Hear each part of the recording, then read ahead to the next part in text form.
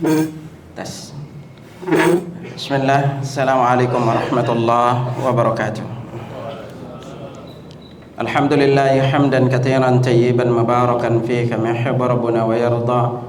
Asyhadu an la ilaha illallah wahdahu la syarika lah wa asyhadu anna Muhammadan abduhu wa rasuluhu la nabiyya ba'da.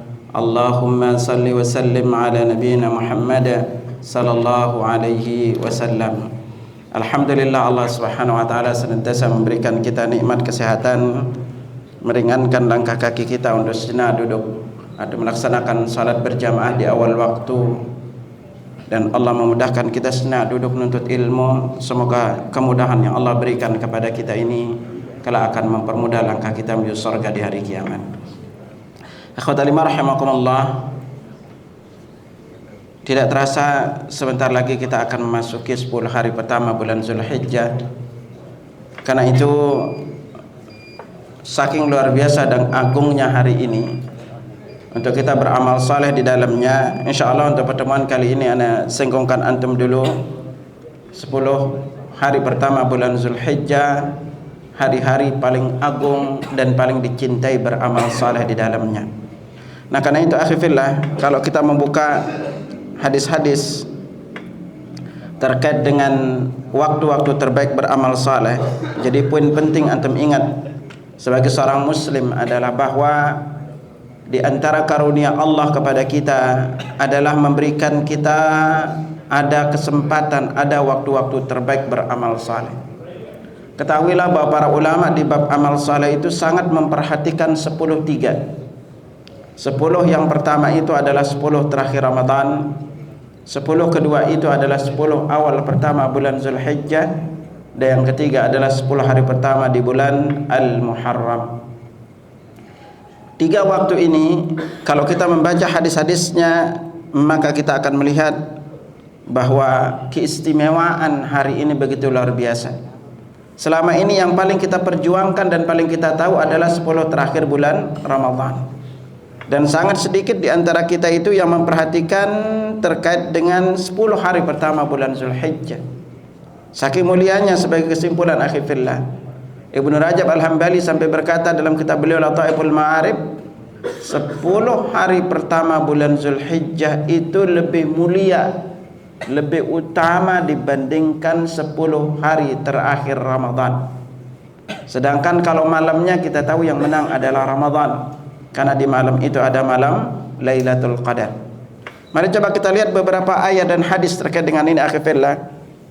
Di antara salah satu waktu terbaik beramal saleh sebenarnya adalah di waktu atau kita kenal dengan nama Ashhurul Hurum atau bulan-bulan haram, di mana Allah Subhanahu wa taala berfirman dalam surah Taubah ayat 39, inna iddatasy syuhuri 'indallahi 12 syahran fi kitabillah.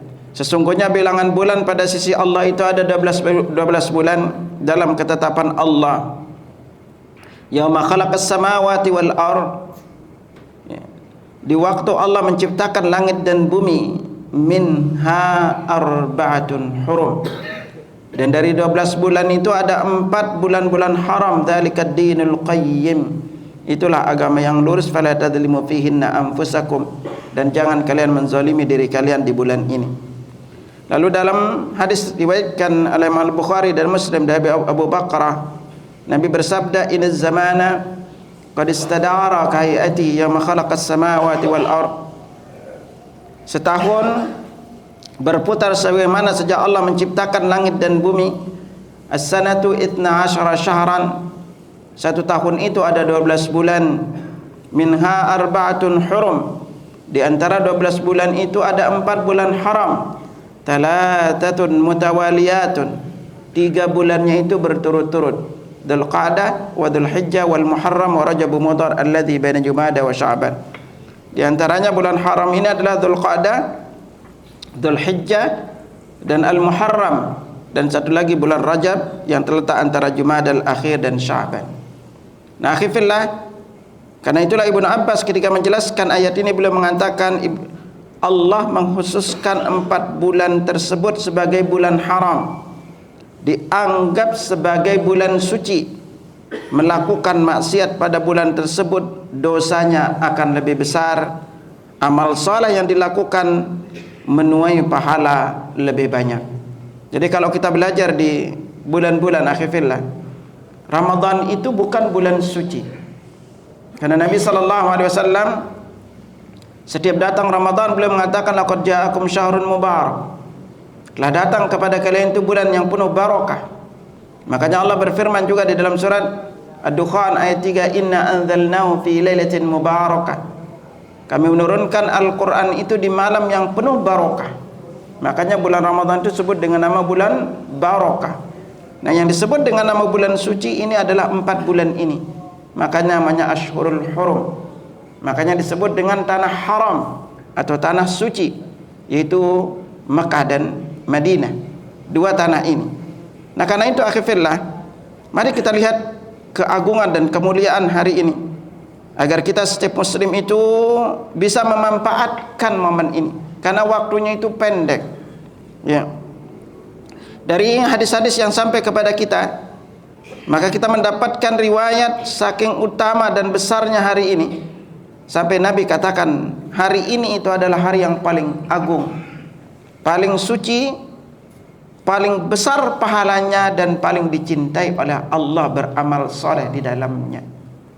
Mari kita lihat beberapa hadisnya. Di antara hadis diriwayatkan dari Ibnu Abbas radhiyallahu anhu, Nabi sallallahu alaihi wasallam bersabda, "Ma min ayyamin al-amalus salihu fiha" tidak ada hari atau tidak ada satu amal soleh ahabu ilallah min hadhil ayyam, yaitu tidak ada hari beramal soleh di dalamnya itu lebih dicintai oleh Allah dibandingkan hari-hari ini, yakni ayyam al-ashar, yaitu 10 hari pertama bulan Dzulhijjah. Qalu ya Rasulullah, mendengar itu spontanitas juga para sahabat bertanya, walal jihadu fi sabilillah, tidak pula jihad di jalan Allah. Kenapa sahabat membandingkannya dengan jihad yang mereka tahu adalah amalan paling afdal, itu adalah jihad di jalan Allah? Mendengar itu Nabi menjawab, walal jihadu fi sabilillah, jihad pun tidak mengalahkan pahalanya.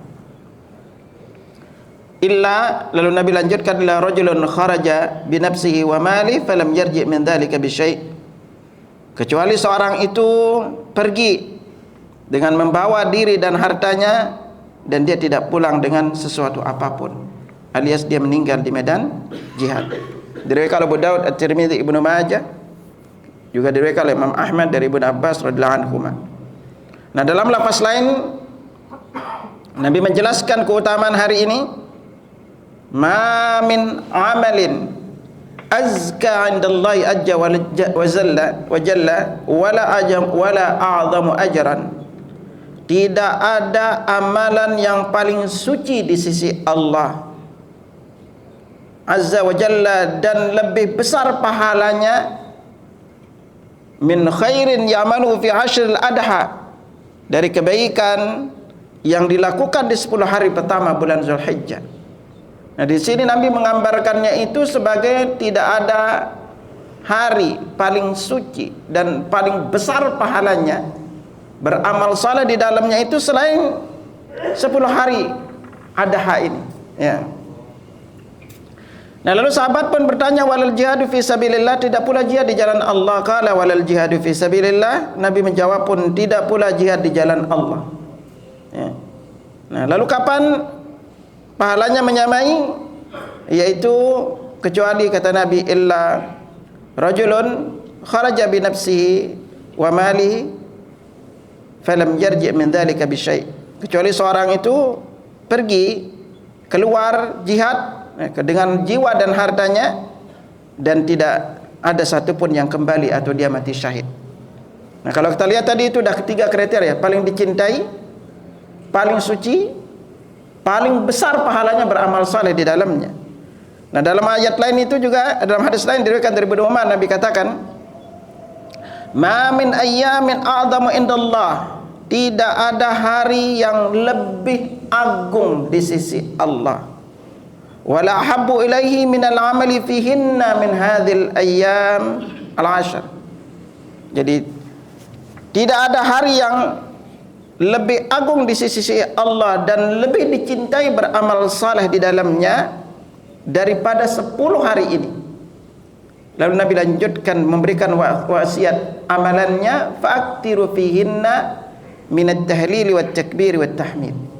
Perbanyaklah di 10 hari ini membaca tahlil, takbir dan tahmid. Maka sampai Ibnu Rajab Al-Hambali berkata, hadis ini menunjukkan bahwa amalan 10 hari pertama bulan Zulhijjah lebih dicintai oleh Allah daripada hari-hari lainnya. Dan di sini tidak ada pengecualian. Jika dikatakan bahwa amalan hari-hari tersebut lebih dicintai oleh Allah, menunjukkan bahwa amalan di waktu itu adalah sangat utama di sisinya.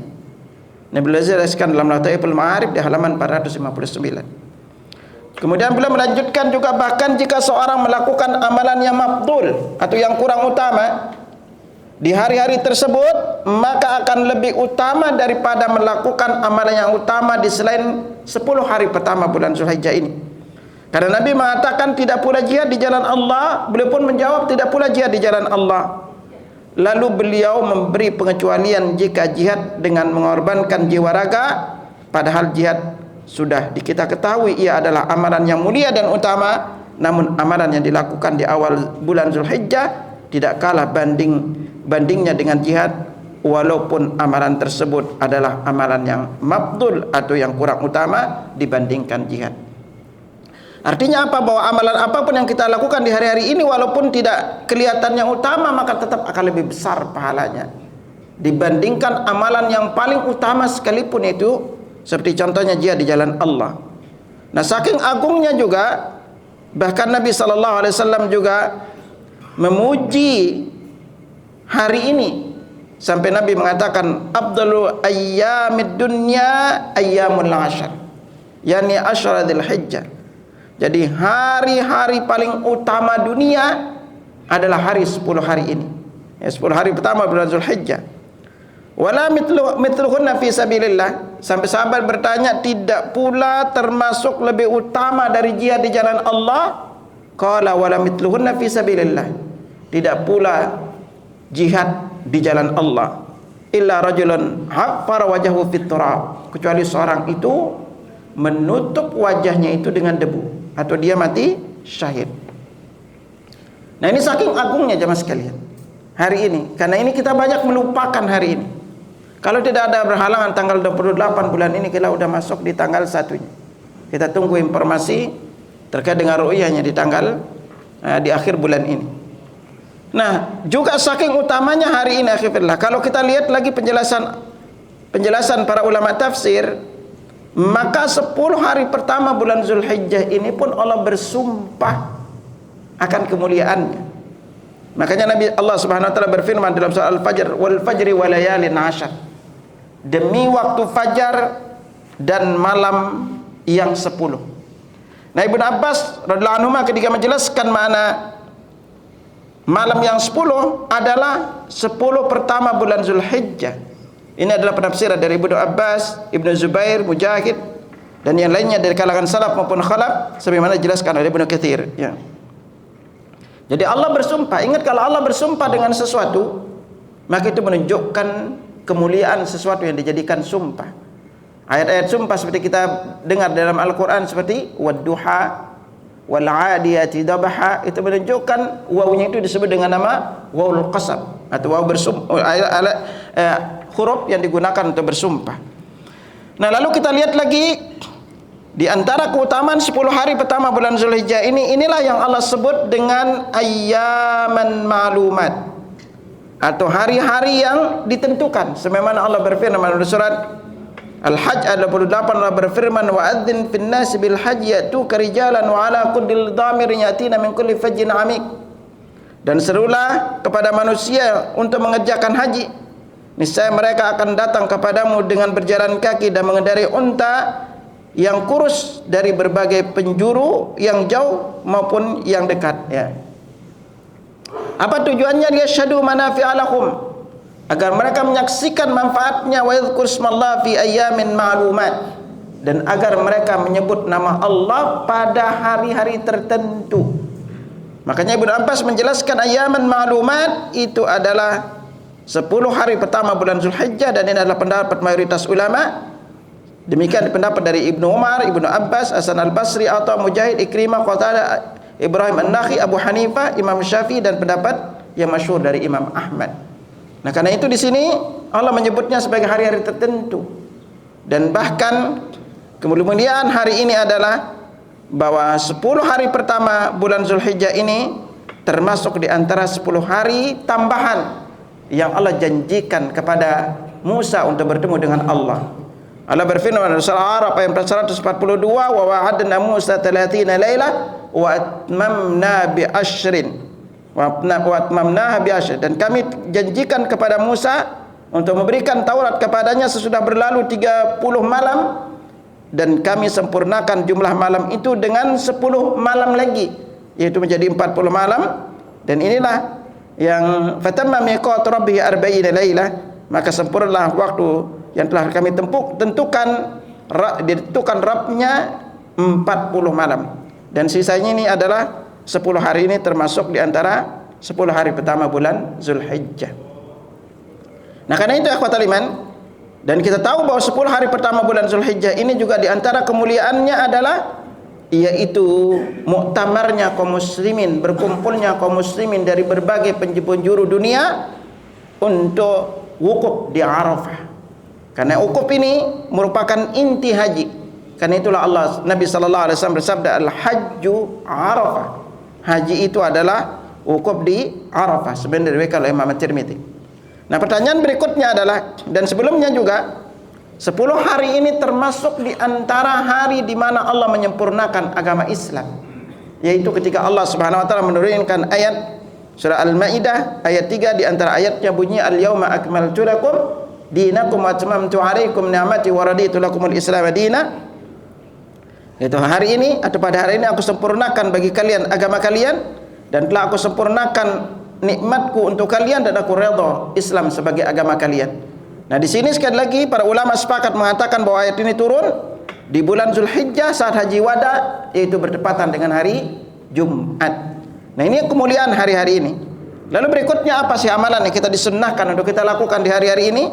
Maka kalau kita membuka penjelasannya ikhwatal iman, ada 6 inti amalan besar yang perlu antum lakukan di hari-hari ini. Yang pertama itu adalah kita disunnahkan untuk berpuasa. Jadi kita boleh untuk berpuasa dari tanggal 1 sampai tanggal 9 Zulhijjahnya. Sebagaimana diriwayatkan dari Hunaidah bin Khalid, dari istrinya, dari di azwajin Nabi sallallahu alaihi wasallam, dari sebagian istri Nabi sallallahu alaihi wasallam, qalat, dia berkata, kana Rasulullah sallallahu alaihi wasallam yasumu tis'a Dzulhijjah. Nabi itu berpuasa 9 hari pertama bulan Zulhijjah, wa yaum Asyura, juga di hari Asyura, wa 3 ayyam min kulli syahr, juga 3 hari setiap bulannya, wa awwal itsnaini min asy-syahri wal khamis, begitu juga pada hari Senin dan Kamisnya. Jadi boleh kita berpuasa dari tanggal 1 sampai dengan tanggal 9-nya. Tetapi yang titik kunci antum jangan lupakan adalah tanggal 9-nya, yaitu puasa Arafah. Nah, keistimewaan terbesarnya puasa ini adalah bahwa puasa Arafah itu menghapus dosa kita 1 tahun sebelumnya dan setelahnya. Karena itu Nabi sallallahu alaihi wasallam bersabda, siyamu yaumi Arafah ahtasibu 'ala Allah yukaffir as-sanata allati qabla was-sanata allati ba'da. Puasa pada Arafah menghapus dosa 1 tahun sebelumnya dan 1 tahun setelahnya. Dan salah satu keistimewaan hari Arafah ini juga adalah hari di mana Allah paling banyak membebaskan hambanya itu dari api neraka. Bahkan Allah mendekat di hari Arafah ini. Makanya waktu berdoa juga adalah waktu terbaik untuk kita berdoa. Karena Nabi sabdakan pada kita, khairud doa yaumi Arafah. Sebaik-baik doa itu adalah doa yang dipanjatkan pada hari Arafah. Wa khairu ma qultu ana wan nabiyyuna min qabli. Sebaik-baik yang diucapkan olehku dan nabi-nabi sebelumku, la ilaha illallah wahdahu la syarikalah, lakul mulku wal hamdu wa huwa ala kulli syai'in qadir. Adapun kalau berpuasa pada tanggal 9-nya itu hari Tarwiyah, maka hadis-hadis yang menjelaskannya itu kebanyakan adalah hadis-hadis dhaif, ya. Nah, pada intinya kalau antum tidak bisa berpuasa dari tanggal 1 sampai tanggal 9, maka pilihlah untuk berpuasa di tanggal 9-nya. Adapun 10 sampai dengan 13 itu adalah Adha dan hari Tasyrik, maka haram untuk kita berpuasa. Nah, berikutnya di antara sunnah paling besar yang perlu antum lakukan, sebagaimana tadi Nabi bilang kepada kita juga, faktiru fihinna min at-tahlil wa at-takbir wa at-tahmid. Perbanyaklah pada hari-hari ini membaca tahlil, takbir dan tahmid. Nah, makanya membaca tasbih.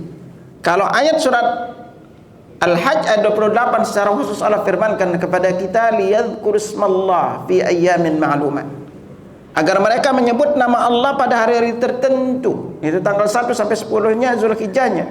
Maka kalau kita berbicara di sini ada dua amalan yang kita disunnahkan, yaitu takbir dan zikir. Kalau takbir, maka kita perbanyak untuk bertakbir. Sebenarnya takbir itu boleh kita lakukan dari tanggal 1, tapi kebanyakan kita tahu takbirnya itu adalah dari tanggal 10 sampai dengan tanggal 13-nya.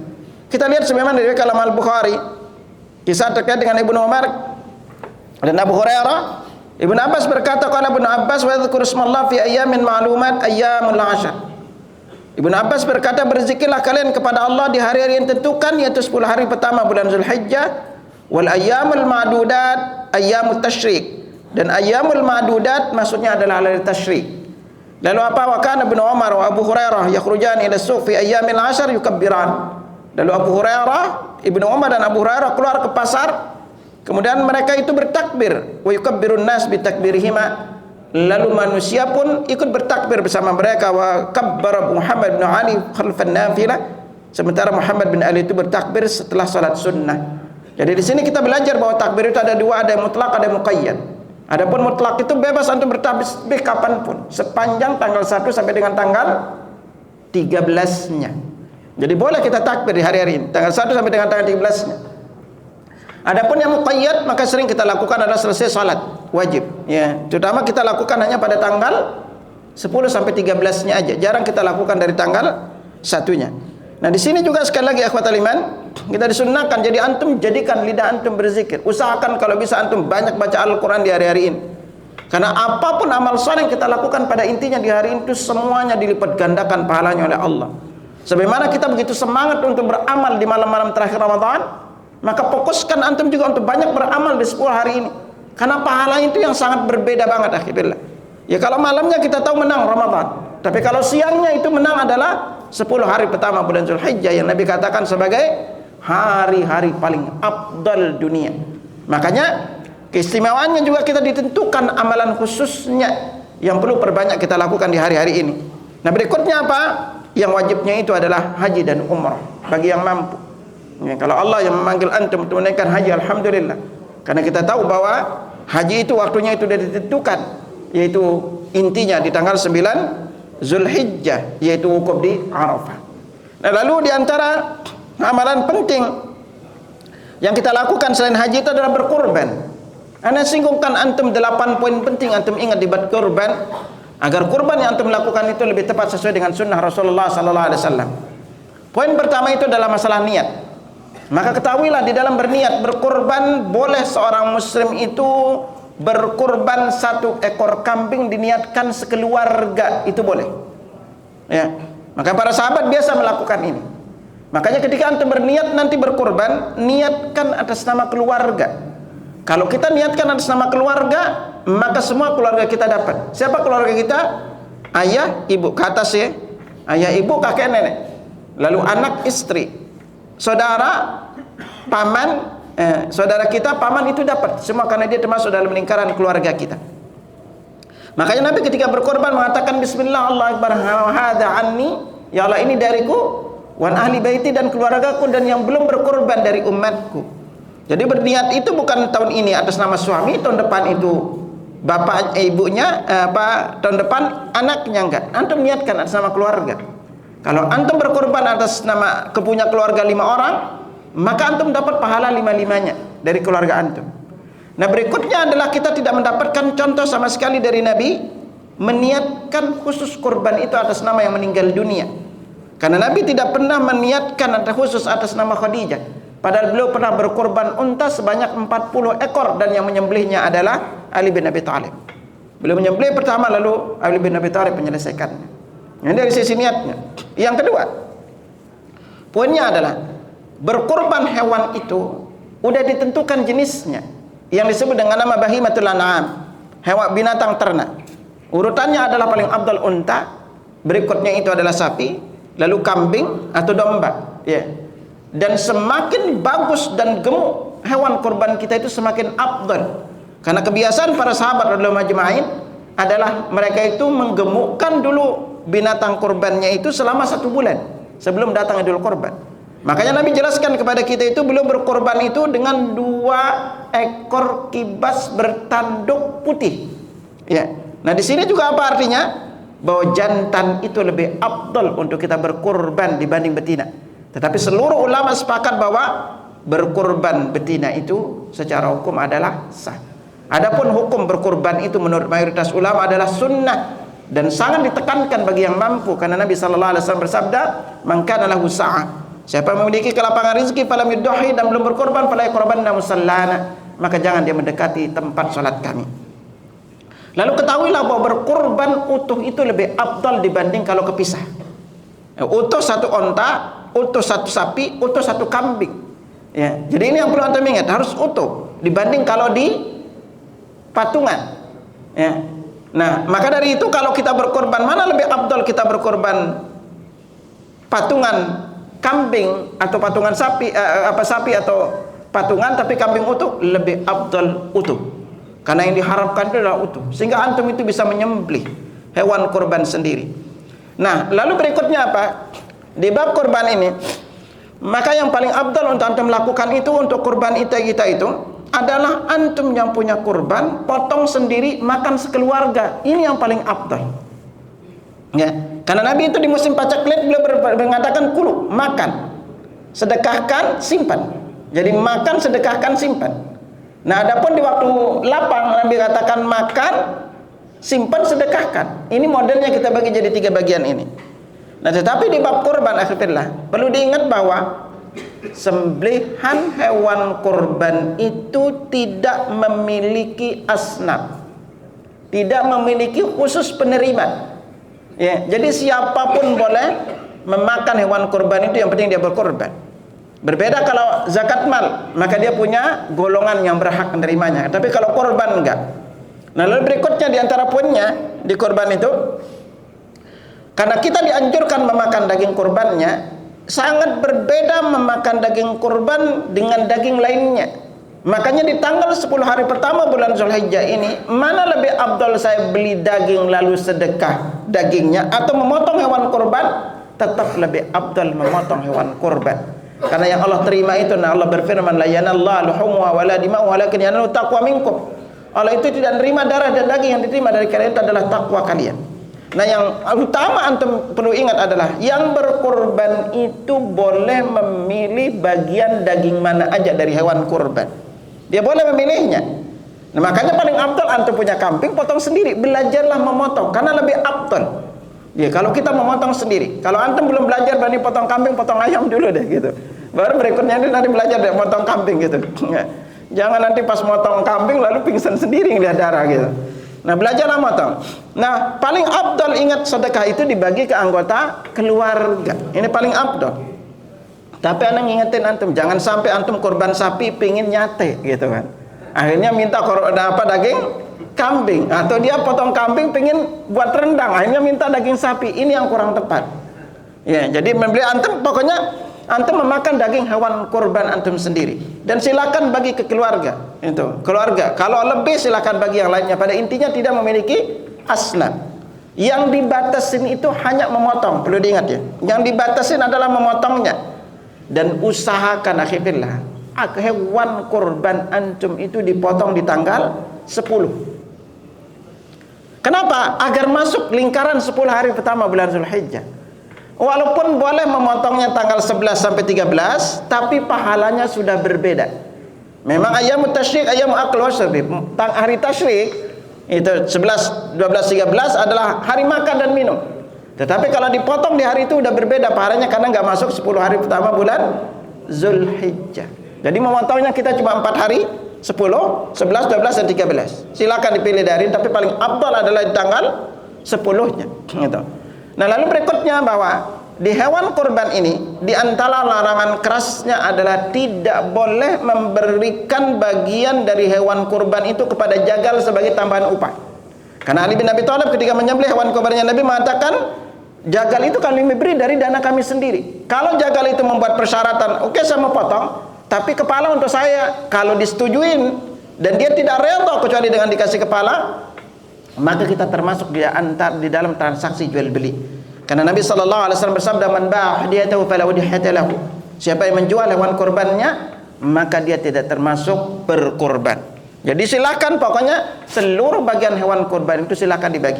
Dan ingat, antum jadi panitia jangan memilih daging orang sendiri, itu dipilih sendiri yang bagusnya gitu loh kan. Itu silakan berikan kepada yang berkorban. Dan antum panitia tidak boleh menjual bagian dari hewan kurban itu tambahan operasional apapun.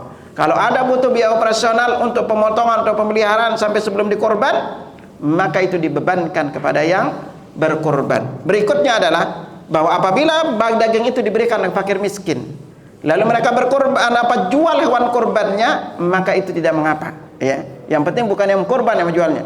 Sekarang kita kasih mereka daging untuk beli bumbunya aja nggak ada gitu, mending dijual, dia beli yang lain, silahkan. Yang penting kita yang berkorban tidak menjualnya. Nah, ini kalau untuk hewan kurban. Dan ingat lah, antum perhatikan, tidak boleh seorang itu berniat kurban atas nama perusahaan, itu nggak boleh, ya. Niatkan kurban itu atas nama personal. Misalnya perusahaan ada hewan kurban, lalu diniatkan atas nama perusahaan, itu nggak boleh.